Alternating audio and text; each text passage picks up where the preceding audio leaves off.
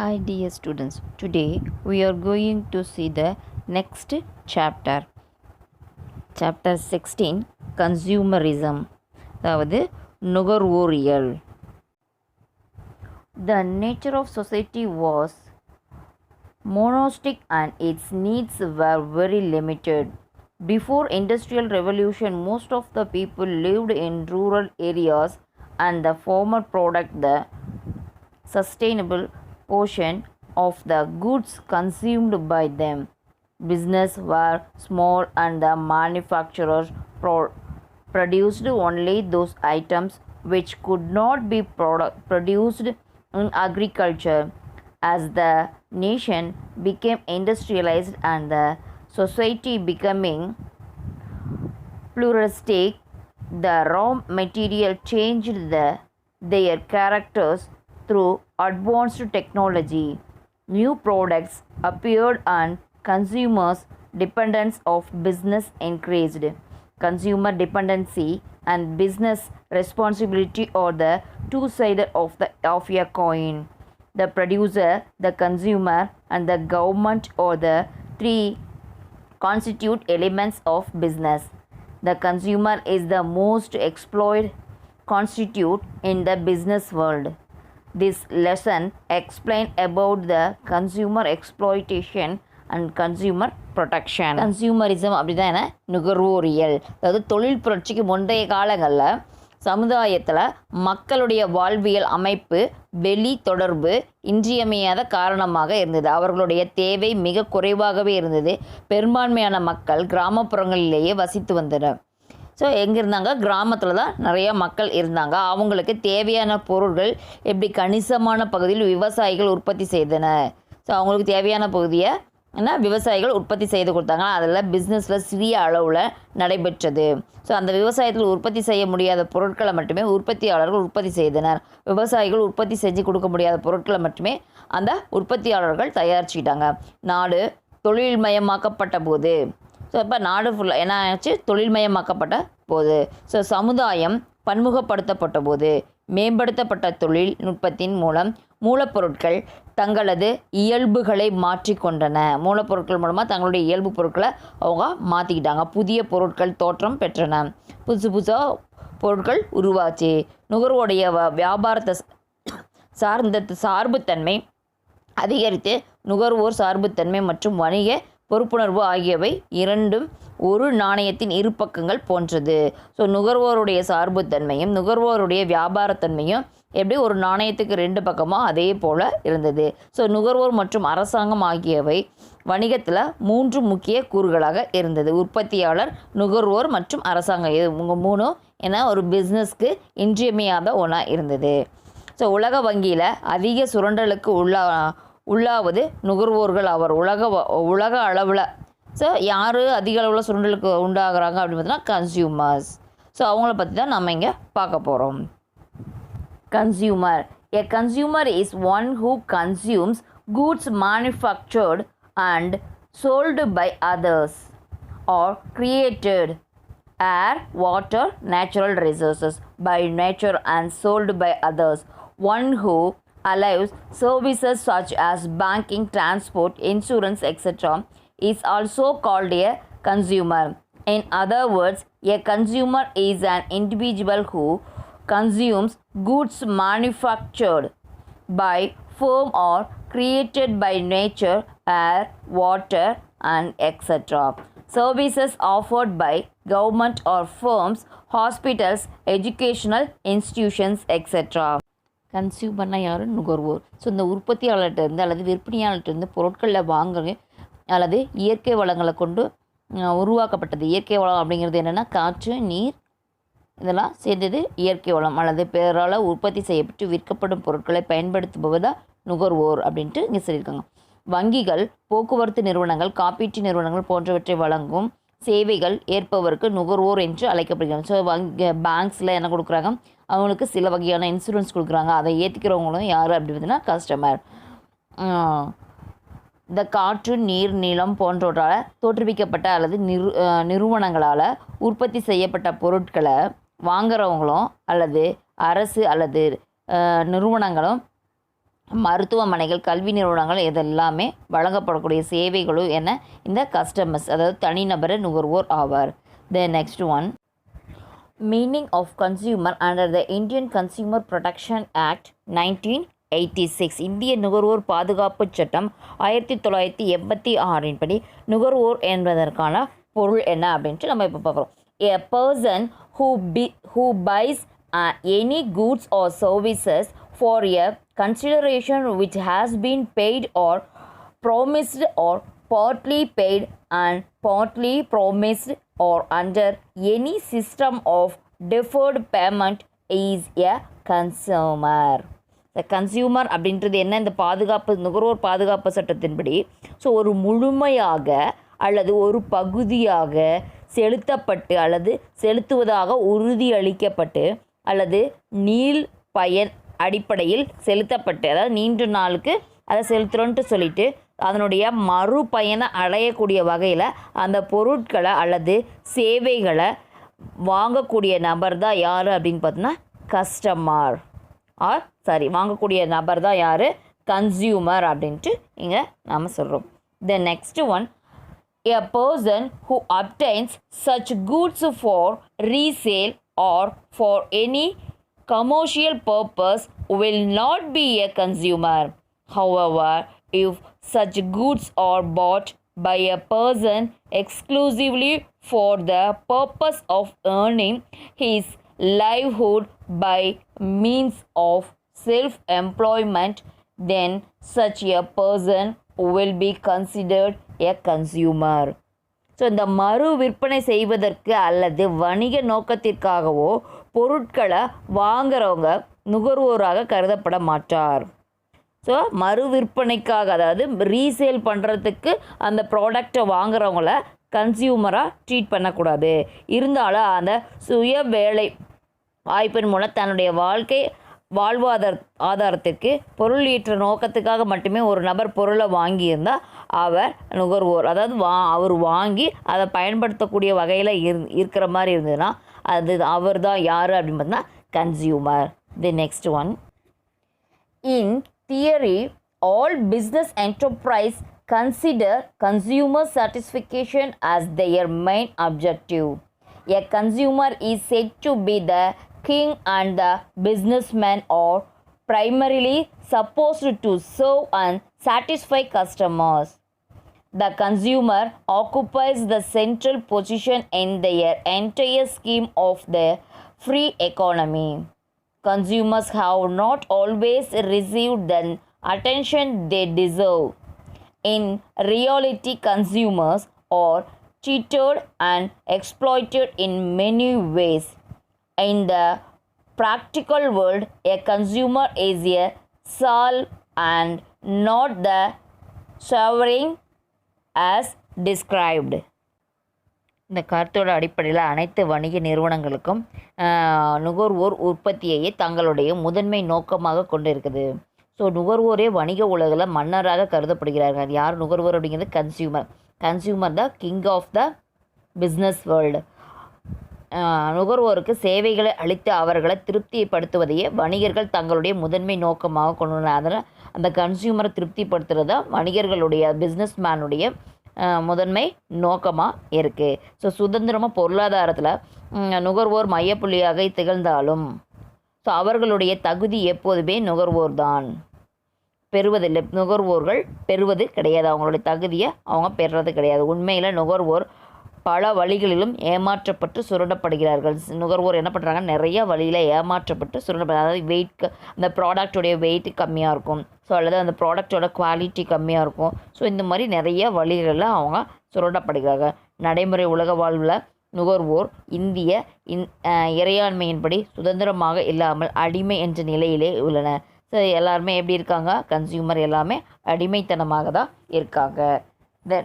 The consumer well-being or welfare lies in the fulfillment of their normal legitimate interest, expectations and aspiration as to goods and services they need. Each and every customer is worried and harmed till bird about the quality, quantity, price and the timelines of the supply of goods and services they need. அப்போ இந்த நுகர்வோர் தங்களுக்கு தேவையான பொருட்களை மற்றும் சேவைகளை பெற்றுக்கொள்வதன் மூலம் தங்களுடைய தேவைகளை நிறைவேற்றிக் கொள்வது நுகர்வோருடைய இயல்பான சட்டப்பூர்வமான ஆர்வம் மற்றும் எதிர்பார்ப்பாக இருக்குது. நுகர்வோருடைய எதிர்பார்ப்பு அதுதான் இருக்குது.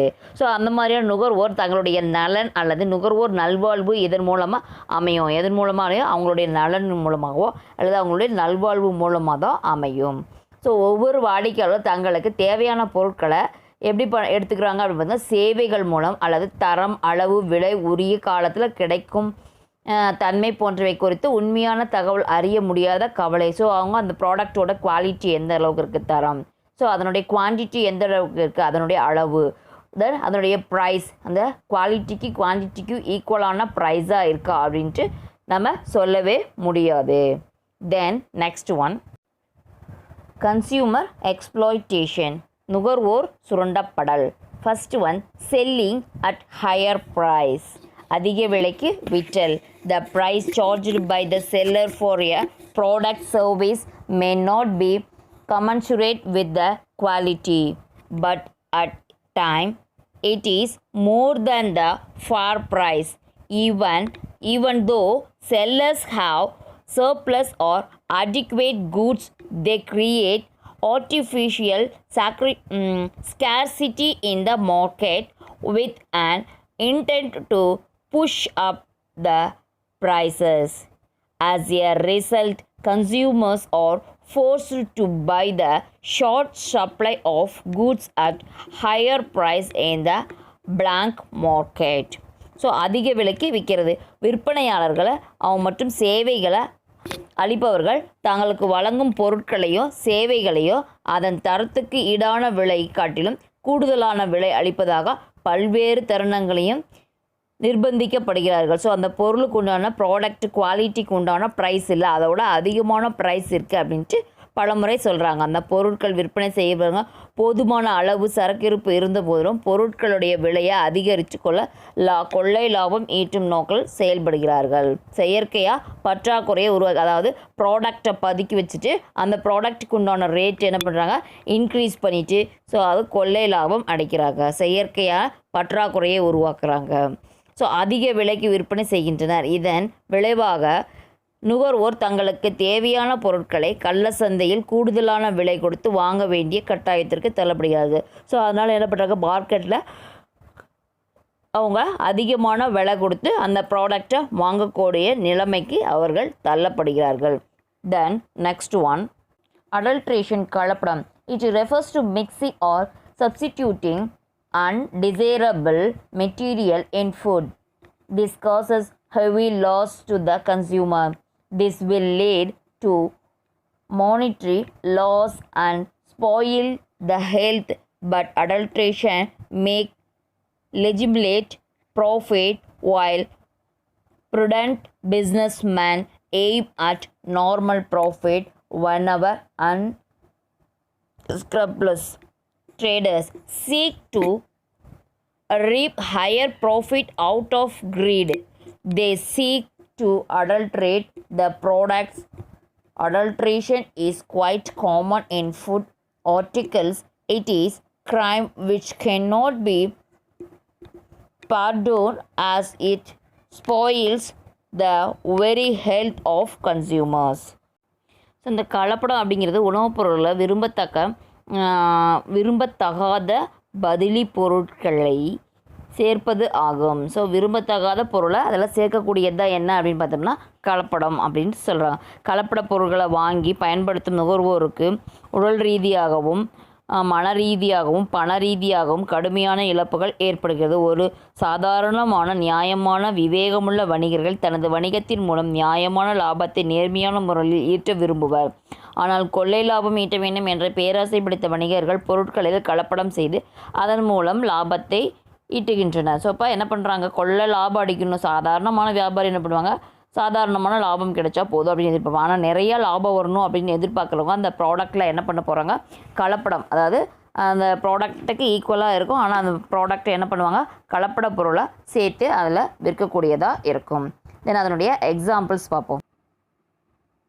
Chemicals, detergent, cake, urea, soda, etc. are added to make the milk dense and white. So மில்க்குக்காக அவங்க என்னென்ன கலக்கிறாங்க அப்படின்னா கெமிக்கல் கலக்கிறாங்க, டிட்டர்ஜென்ட் கேக் கலக்கிறாங்க, ஸோ யூரியா கலக்கிறாங்க, சோடா கலக்கிறாங்க. இதெல்லாம் பாலில் அதனுடைய அடர்த்தியை அதிகரிக்கிறதுக்காக கலக்கிறாங்க. Then next mixing of stone with grains, உணவு தானியங்களில் சிறிய கற்களை சேர்க்குறாங்க.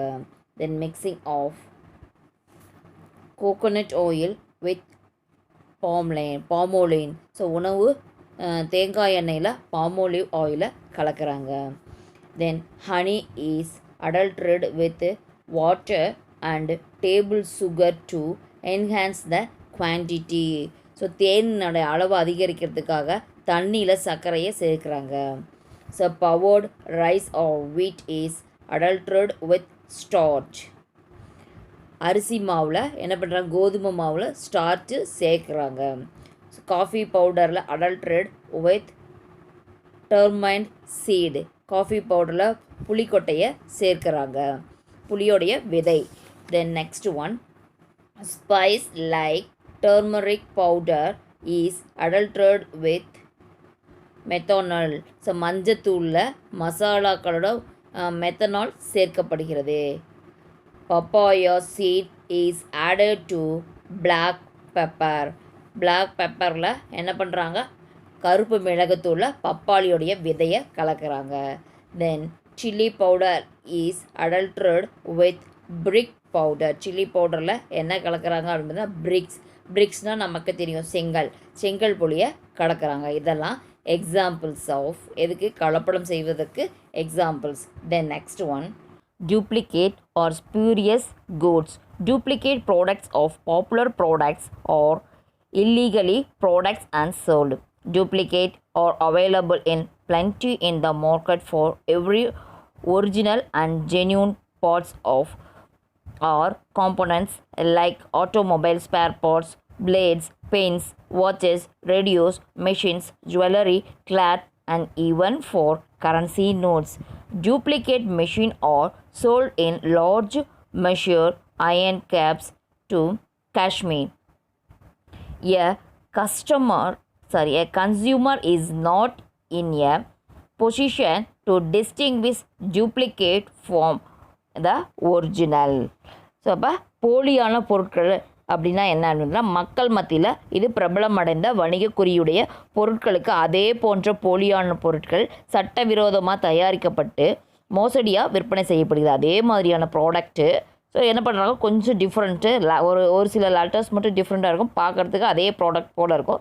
ஸோ அதே தயார் பண்ணி போலியாக விற்கக்கூடியது. அதில் என்னென்ன அப்படின்னு பார்த்தீங்கன்னா ஆட்டோமொபைல்ஸ், ஸோ வாகன உதிரி பாகங்கள், பிளேடு, வாட்சு, பேனா, ஸோ ரேடியோ, மருத்துவ பொருட்கள், நகைகள், துணி, அது மட்டும் இல்லாமல் ரூபா நோட்டும் வந்துச்சு கள்ளத்தனமாக விற்பனைக்கு, போலியாக விற்பனை செய்யறதுக்கு. தென் next one then artificial scarcity. There are certain situations where the shopkeeper put up the board no stock in front of their shop even though there is a plenty of stock in the store. So அப்போ இதில் என்ன சொல்லியிருக்காங்க அப்படின்னு இந்த சுச்சுவேஷனில் so அந்த ஷாப்பில் என்ன பண்ணுறாங்க அப்படின்னு பார்த்தீங்கன்னா நோ ஸ்டாக் அப்படின்ற போர்டு வச்சுருப்பாங்க, பட் அங்கே என்ன இருக்கும், நிறைய ஸ்டாக் இருக்கும். In such situation consumers who are desperate to buy such goods have to pay half the price to buy those goods, thus earning more profit. So இப்போ இதில் இந்த சுச்சுவேஷன் அந்த கஸ்டமர் என்ன பண்ணுறாங்க அப்படின்னு பார்த்தீங்கன்னா அந்த ஸ்டாக் அதிகமாக இல்லாத ப்ராடக்ட் அப்படின்னு சொல்லி நோ ஸ்டாக்னு கொடுத்துருக்கனால ஸோ அந்த ப்ராடக்ட்டுக்கு விலை அதிகமாக கொடுத்து அந்த ப்ராடக்டை வாங்கிட்டு போகக்கூடிய நிலைமை இருக்குது.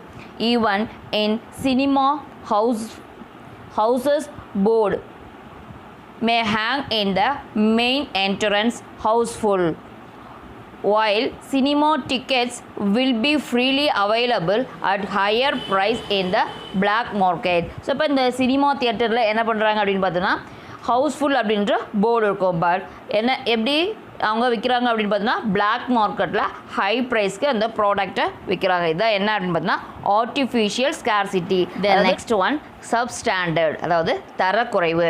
On opening a packet or sealed container, one may find the content to be of poor quality.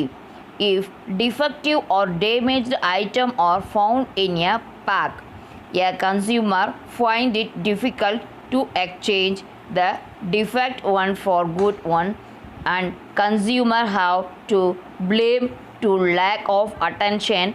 One cannot return it, and the consumer have tendency to blame their carelessness or fate for having bought such a substandard product. Whenever goods are bought, seller try to avoid raising bill, or consumer do not demand bill as a matter of right. This prevent the consumer from escalating the compensate against the seller where the product happens to be substandard. Some seller give bills which contain a stipulation that goods sold cannot be taken back, thus gambling consumer or easily and legally cheated.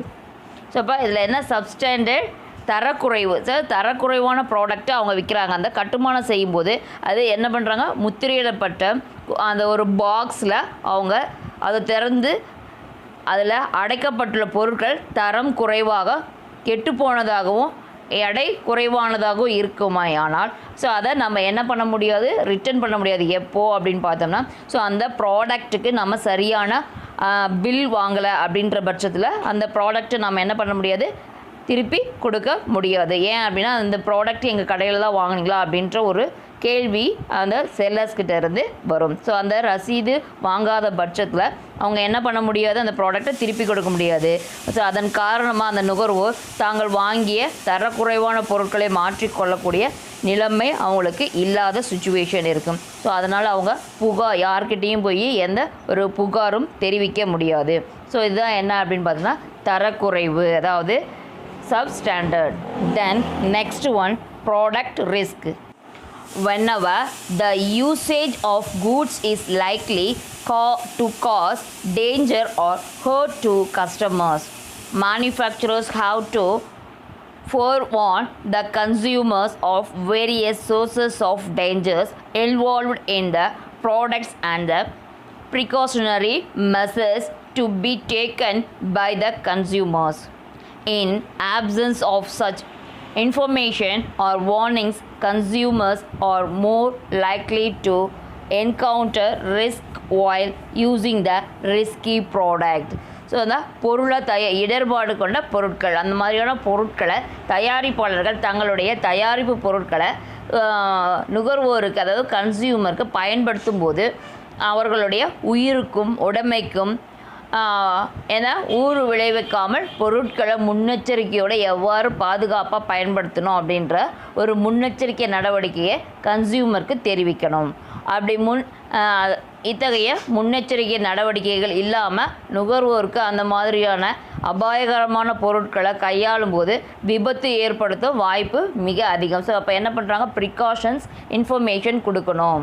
Then next one, warranty and service, உத்தரவாதம் மற்றும் சேவைகள். In case of consumer durable goods like television, washing machine, refrigerator, cars, two-wheelers and air conditioners, etc. Free service is guaranteed only for few years called warranty period. So இப்போ இந்த கன்சியூமருக்கு durable product என்னென்ன, television, washing machine, refrigerator, car, two wheeler, இதுக்கெல்லாம் என்ன பண்ணுறாங்க, அவங்க ஒரு free service கொடுக்குறாங்க. ஸோ எத்தனை வருஷத்துக்கு அப்படின்னா ஒரு குறிப்பிட்ட வருஷத்துக்கு கொடுக்குறாங்க. But in reality free service are denied on flimsy grounds even during the warranty period. So அவங்க எப்படி கொடுக்குறாங்க, அந்த ப்ராடக்ட்டுக்கு வாரண்ட்டி எவ்வளவோ ஸோ அந்த குறிப்பிட்ட பீரியடுக்கு மட்டும்தான் ஆக்சுவலாக அவங்க என்ன பண்ணுறாங்க, அந்த சர்வீஸ் பண்ணுறாங்க. Customer care service is likely to be rendered the shorter warranty period only. for select few items which the manufacturer know pretty well that they do not get damaged during such period. So அந்த குறிப்பிட்ட நாளில் அந்த product ஏதாவது damage ஆச்சுன்னா அவங்க என்ன பண்ணுறாங்க, அந்த வாரண்ட்டி வச்சு அந்த ப்ராடக்டை ரிட்டர்ன் எக்ஸ்சேஞ்ச் பண்ணிக்கலாம். Warranty service may not be extended to many parts. So warranty பீரியடில் ஸோ ஒரு சில ப்ராடக்டை எக்ஸ்டெண்ட் பண்ண முடியாது. Thus, consumer may be charged exorbitant charges in the name of repair cost. So ஒரு குறிப்பிட்ட ப்ராடக்ட்டுக்கு அந்த டைமில் என்ன பண்ண முடியாது, எக்ஸ்சேஞ்ச் பண்ண முடியாது. அதுக்கு பதிலாக புது ப்ராடக்ட் தான் போட முடியும். Then next unsuitability of products, தகுதியற்ற பொருட்கள். The product quality, durability and suitability may come under the category of product fitness. What is claimed by the product advertiser must correlate to the product sold, but in actual practice it is not so. Items suitable for human consumption are sold in the market. Some items marketed as unbreakable break while using them. Battery having a label leak proof is more likely to leak. In all these eventualities, user or customers have to bear the consequences while producer or manufacturer escape utilizing the loophole in the legal system. So தகுதியற்ற பொருட்களை விற்கிறதுனால என்ன நடக்கும், so இந்த பொருட்களுடைய தரம் எப்படி இருக்கும், நீடித்த உழைப்பு, பொருத்தப்பாடு ஆகிய பொருட்களுடைய தகுதி என்ற வகையில் கீழ் வரலாம். ஸோ அப்போ இந்த தயாரிப்பாளர்கள் தங்களுடைய தயாரிப்பு பொருட்களை விளம்பரம் செய்யும்போது அதில் தெரிவிக்கக்கூடிய அம்சங்கள் விளம்பரம் செய்யும் பொருட்கள் கட்டாயம் உள்ளடக்கி இருக்க வேண்டும். விளம்பரம் கொடுக்கும்போது என்னென்ன நம்ம சொல்கிறோமோ அது அனைத்துமே அந்த ப்ராடக்டில் கட்டாயமாக இருக்கணும். ஆனால் நடைமுறையில் அவ்வாறு இல்லை. ஆனால் ஆக்சுவலாக அது அந்த ப்ராடக்ட்ஸில் இருக்கிறது கிடையாது. அவங்களுடைய மனிதர்களுடைய நுகர்வுக்கு பொருத்தமற்ற பொருட்கள் சந்தையில் விற்பனை செய்யப்படுது. அவங்களுக்கு பொருத்தமான பொருள் இல்லாமல் வேற ஒரு பொருள் அங்கே விற்பனையாது. உடையாது என்று சான்றளிக்கப்பட்ட பொருட்கள் உபயோகப்படுத்தும் காலத்தில் உடைந்து விடுகிறது. உடையாதுன்னு சொன்ன பொருட்கள் பயன்படுத்தும் போது என்னாது, உடைந்து விடுகிறது. கசியாது என்று சான்றளிக்கப்பட்ட மேல் சட்டை கொண்ட பேட்ரிகள், மேல் அட்டை கொண்ட பேட்ரிகள் என்ன பண்ணுது, அந்த பேட்ரியில் அந்த பேட்ரி என்ன ஆகாது, லீக் ஆகாதுன்னு சொல்லியிருப்பாங்க. ஆனால் அந்த பேட்ரி என்னாகும், லீக் ஆகும். ஸோ இந்த மாதிரியான தகுதி இல்லாத பொருட்களை மார்க்கெட் பண்ணக்கூடியது. இந்த மாதிரியான பொருட்களை என்ன பண்ண முடியாது, தவிர்க்க முடியாது. அந்த உற்பத்தியாளர் பாதிக்கப்பட்டவர்கள், ஸோ இந்த உற்பத்தியாளர்கள் தயாரிப்பாளர்கள் சட்டத்தில் காணப்படும் ஓட்டைகள் வழியே எளிதில் தப்பிச்சுக்கிறாங்க. ஸோ அந்த சில சட்டத்தில் இருக்கக்கூடிய இல்லீகல் ஃபார்மாலிட்டிஸ் மூலமாக அவங்க அதிலேருந்து வெளியில் வந்துடுறாங்க. Then next one false advertisement, பொய் விளம்பரங்கள். The main purpose of advertisement is to educate the consuming people and consumers of various aspects of the products or service. In reality, advertisement convey very little information about the product. Many times it make false representation about the quality, price, grade, consumption, utility, guaranteed performance, etc. Consumers who buy the product on the faith of claim made in advertisement are cheated. Thus, consumerism has emerged and evolved out of outcome of the suffering and exploitation of consumers whose sole aim is to secure protection from commercial terrorism and exploitative practice, and thereby safeguarding their interest by establishing the rights and powers against producers and sellers. என்ன பொய்யான விளம்பரங்கள் மூலம் என்ன நடக்குது, so இந்த விளம்பரம் முக்கிய நோக்கம் நுகர்வோர் மற்றும் பொருட்களை பயன்படுத்துவதற்கு பொருள் அல்லது சேவை குறித்து தகவல் அளிக்கிறது. அந்த ப்ராடக்டோடைய இன்ஃபர்மேஷன் கொடுக்கக்கூடியது தான். ஆனால் நடைமுறையில் ஆக்சுவலாக எப்படி இருக்குன்னு பார்த்தா அந்த விளம்பரங்களில் பொருள் குறித்த தகவல்கள் மிகச்சிறிய அளவில் தான் இருக்கும். ஸோ விளம்பரங்கள் பொருளின் தரம், விலை, உள்ளடக்கம், பயன்பாடு, உத்தரவாதம், செயல்திறன் குறிப்பிட்ட தவறான கருத்துக்களை பரப்புகின்றன. ஸோ அதில் சில உண்மையில்லாத தவறான இன்ஃபர்மேஷனை சொல்லக்கூடியதாக இருக்கும். இவ்வகையான பொய் விளம்பரங்களை நம்பி பொருட்களை வாங்கும் நுகர்வோர் ஏமாறுகிறார்கள். இந்த மாதிரியான ஃபேக் அட்வர்டைஸ்மெண்ட்டை பார்த்துட்டு, ஃபால்ஸ் அட்வர்டைஸ்மெண்ட் பார்த்துட்டு அந்த ப்ராடக்ட்டை வாங்குறவங்க என்ன ஆயிடுறாங்க, ஏமாந்து போகிறாங்க, சீட்டிங்க்கு ஆளாகிறாங்க. ஆகவே இது போன்ற நுகர்வோர் சுரண்டல்கள், நுகர்வோர் இன்னல்களை போன்றவற்றின் வெளிப்பாடு நுகர்வோரியல் ஆகும். ஸோ இதுதான் என்ன அப்படின்னு பார்த்தோம்னா நுகர்வோரியல். ஸோ இந்த நுகர்வோருக்கான வணிக பயங்கரவாதம் மற்றும் சுரண்டல் நடைமுறையில் இருந்த நுகர்வோரை பாதுகாத்து பொருட்களை விற்பனையாளருக்கு எதிராக நுகர்வோரின் உரிமைகளையும் அதிகாரங்களையும் விற்பனையாளருக்கு ஆப்போசிட்டாக அந்த கன்சியூமருடைய என்ன, அவங்களுக்கு உண்மை ரைட்ஸ் என்ன, ஸோ அதிகாரங்கள் என்ன, ஸோ அதை நிலைநாட்டுவதே நுகர்வோருடைய முதன்மை நோக்கமாக இருக்குது. These are all the consumer exploitation. Okay, we will meet in next class.